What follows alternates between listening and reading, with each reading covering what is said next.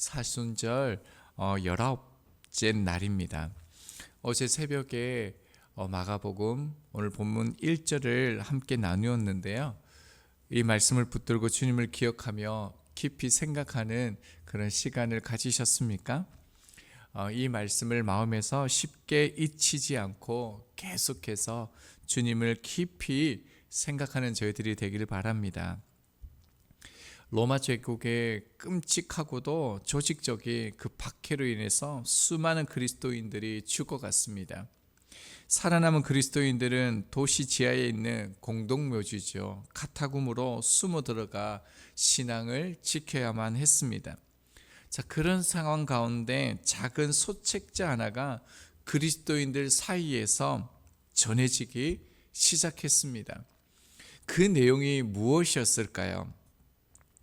그 내용 속에는 어떠한 그들에게 당부하는 글들이 있었을까요? 숨어서 조금만 있으면 끝난다, 이런 내용이었을까요? 아니었습니다. 우리 본문을 통해서 살펴보겠습니다. 1절 말씀입니다. 하나님의 아들 예수 그리스도의 복음의 시작이라. 자, 그들 가운데 하나님의 아들 예수 그리스도의 복음이 시작되어졌다라는 그 소식이 전해졌습니다. 이 한 절 말씀은 마가복음 전체의 그 핵심 구절이기도 합니다. 복음의 시작이 무엇입니까? 하나님의 아들이 이 땅에 오신 사건, 그 자체가 복음의 시작이라는 것입니다. 예수님 자신이 곧 복음이 되셨죠. 자, 그러면서요, 그 구체적인 내용은 이 소개되어지는데 2절과 3절의 내용은 우리가 잘 아는 세례 요한에 관한 내용입니다. 자, 2절 먼저 봅니다. 선지자 이사야의 글에 보라, 내가 내 사자를 내 앞에 보내노니 그가 내 길을 준비하리라. 어쩌면 이 내용은 그들이 지금 그토록 바랬던 승리나 삶의 안정이나 그들이 원했던 눈에 보이는 것들과 전혀 별개 다른 내용이었습니다. 그 내용을 보면요, 2절의 내용은 말라기 3장 1절을 해석하는, 그 인용하는 내용이죠. 말라기 3장 1절입니다. 만군의 여호와가 이르노라, 보라 내가 내 사자를 보내리니 그가 내 앞에서 길을 준비할 것이요 또 너희가 구하는 바 주가 갑자기 그의 성전에 임하시리니 곧 너희가 사모하는 바 언약의 사자가 임하실 것이다. 말라기 3장 1절에서는요, 내 앞에서 길을 예비할 것이다 라고 말합니다. 여기서 내 앞에서는 내는요, 여호와 하나님을 뜻합니다. 자, 본문에서는요, 내가 내라고 말하고 있죠. 자, 여기서 내는 하나님입니다. 그리고 사자는요, 세례 요한이죠. 그리고 그가 내 길을 준비하리라. 자, 세례 요한이 내 길을 준비하리라 라고 얘기하고 있는데요, 여기서 내는 누굽니까? 예수님이시죠. 자, 그리고 난 후에 3절에서 이렇게 말합니다. 광야에 외치는 자의 소리가 있어 이르되 너희는 주의 길을 준비하라, 그의 오실 길을 곧게 하라, 기록된 것과 같이 말하고 있습니다. 자, 이 말씀은 이사야서 40장 3절을 인용한 겁니다. 자, 이렇게 되어져 있습니다. 외치는 자의 소리여 이르되 너희는 광야에서 여호와의 길을 예비하라, 사막에서 우리 하나님의 대로를 평탄하게 하라. 핵심이 무엇입니까?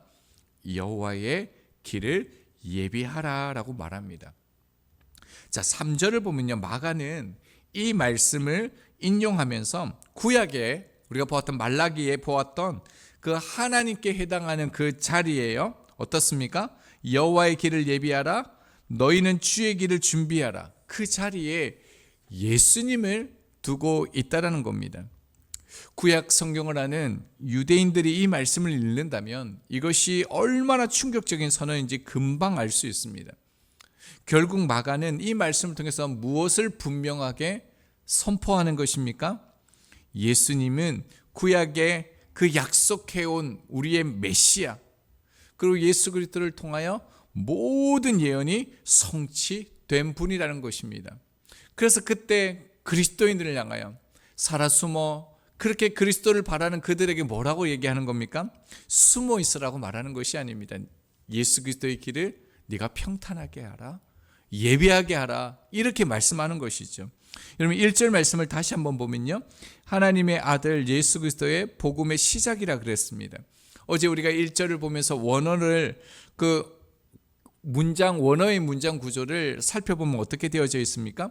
시작, 복음, 예수 그리스도, 하나님의 아들, 이렇게 어순이 되어져 있죠. 한국하고는 조금 다르게 되어져 있습니다. 헬라어에서는 강조하고자 하는 단어를 문장의 맨 앞에 두는 특징이 있습니다. 그래서 마가가 지금 강조하는 것이 무엇입니까? 시작이라는 거예요. 시작이라는 거예요. 이제는 우리가 다르다라는 겁니다. 다른 인생을 살아가야 되고 다른 길을 걸어야 된다는 겁니다. 자, 그렇다면 그 시작이 무엇이겠습니까? 여기에서 시작이라는 단어는요, 아르케라는 단어입니다. 자, 이 단어는요, 단순한 출발을 말하는 시작, 이게 아닙니다. 태초, 시작, 근원이라는 의미를 가지고 있습니다. 이 단어와 똑같이 쓰여진 단어가 어디 나오냐면요, 창세기 1장 1절입니다. 태초에 하나님이 천지를 창조하시느라. 여기에서 태초에가요, 아르케, 본문의 시작과 같은 단어입니다.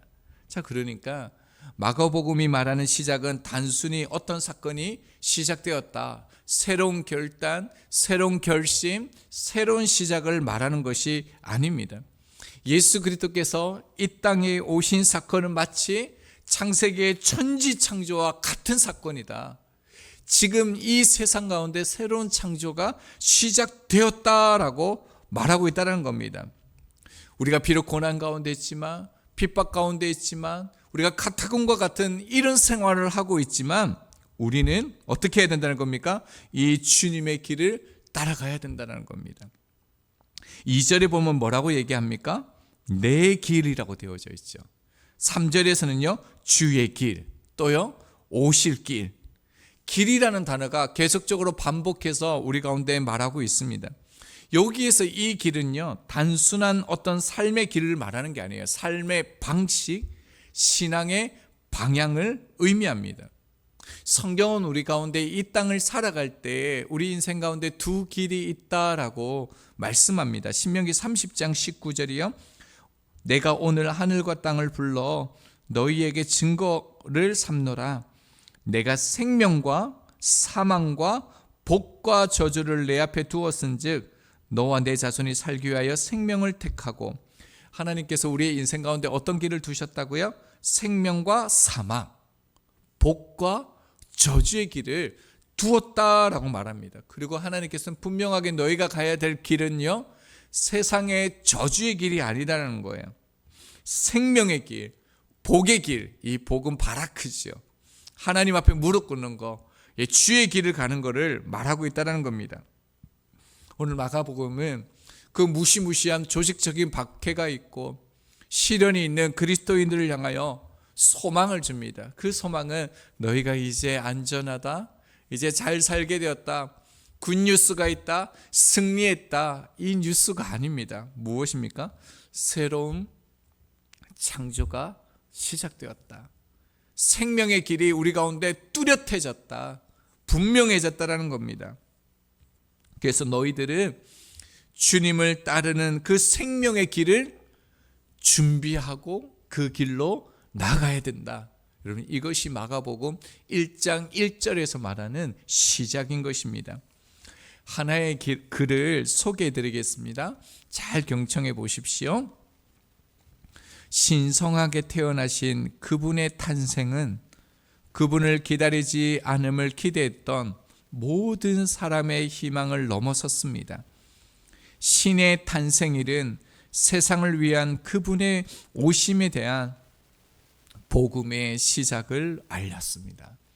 여러분, 이 글이 어떤 내용인 것 같습니까?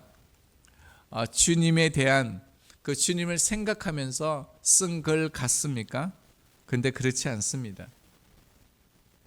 이것은 예수님께서 이 땅에 탄생하셨을 때 로마의 첫 왕 아우구스투스 황제를 향하여 쓴 글입니다. 로마 제국은 황제를 향하여 신의 아들이라 부르며 절대 권력을 주장했습니다. 당시 로마 제국 전역에는 황제를 신처럼 숭배하는 그 웅장한 신전들이 세워져 있었습니다. 예수님께서 이제 마지막 십자가를 지기 전 공생의 사역이 마무리될 때에 제자들과 함께 빌립보 가이사랴에 갑니다. 빌립보는 황제에게 바쳐진 도시죠. 세상의 화려함과 웅장함이 그대로 있는 도시였습니다. 바로 그곳에서 십자가를 지기 전에 주님께서 제자들에게 질문하십니다. 마태복음 16장 15절입니다. 너희는 나를 누구나 하느냐? 너희는 나를 누구라고 여기며 이 길을 따라오고 있느냐라고 묻는 것이죠. 여러분, 이 장면을 한번 상상해 보십시오. 그들의 눈앞에 웅장한 황제의 신상을 기리는 그 신전이 있습니다. 아름다운 세상이 있습니다. 근데 예수님은 어떻습니까? 나사렛 출신의 그 아주 낮은 사람, 남루한 옷을 입고 서 있습니다. 그리고 그를 따르는 사람은 극소수 제자들밖에 없습니다. 여러분, 그때 베드로가 고백합니다. 마태복음 16장 16절이요.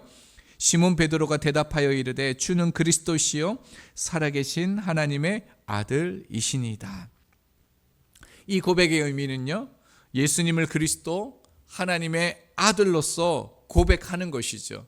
그래서 그분의 길, 예수님의 길을 나의 길로, 생명의 길로 삼겠다, 그 길을 따르겠다라고 고백하는 것입니다. 사도행전 9장 2절입니다. 다메섹 여러 회당에 가져갈 공문을 청하니 이는 만일 그 도를 따르는 사람을 만나면 남녀를 막론하고 결박하여 예루살렘으로 잡아오려 함이라. 그 도를 따르는 사람을 만나면 잡아온다는 것입니다. 죽이겠다라는 것입니다. 우리 개역 그 성경은 그 도를 따르는 사람이라고 되어져 있는데 원문은요, 도, 길로 되어져 있습니다. 예수님의 길을 따르는 사람을 잡아오겠다는 겁니다. 예수님을 믿는다는 것은 예수님의 길을 나의 길로 삼고 그 길을 따른다는 것입니다. 복음을 받아들인다는 것은 예수님을 나의 주님으로 모신다라는 뜻입니다. 예수님을 주님으로 받아들였다는 것은 이제 내 삶은 내가 원하는 대로가 아니라 삶의 주권을 주님께 드리는 것입니다. 그것이 예수님을 받아들였다라는 의미이죠. 예수님께서는 하나님의 아들의 길과 세상의 아들의 길이 얼마나 다른지 우리 가운데 분명하게 보여주셨습니다. 황제는 많은 사람 위에 군림하면서 권력을 행사했죠. 그러나 우리 주님께서는요, 지극히 낮은 곳으로 스스로 낮아지셔서 사람들을 섬기셨습니다. 황제는 수많은 전쟁을 통해 사람들의 피를 흘리며 자신의 자리를 지켰습니다.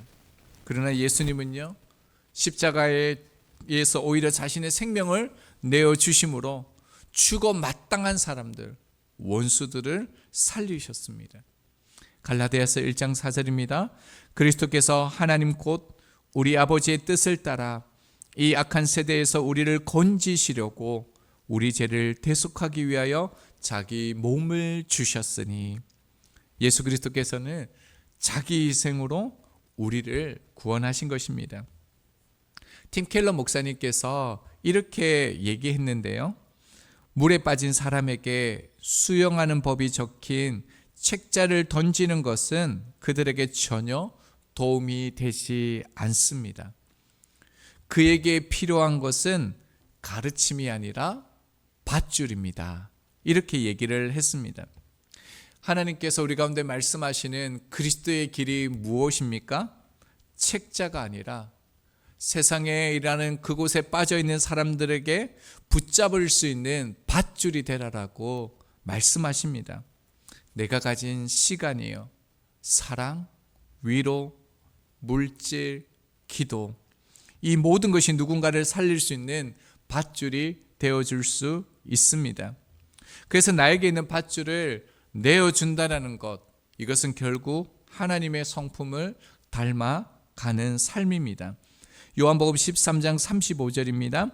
너희가 서로 사랑하면 이로써 모든 사람이 너희가 내 제자인 줄 알리라.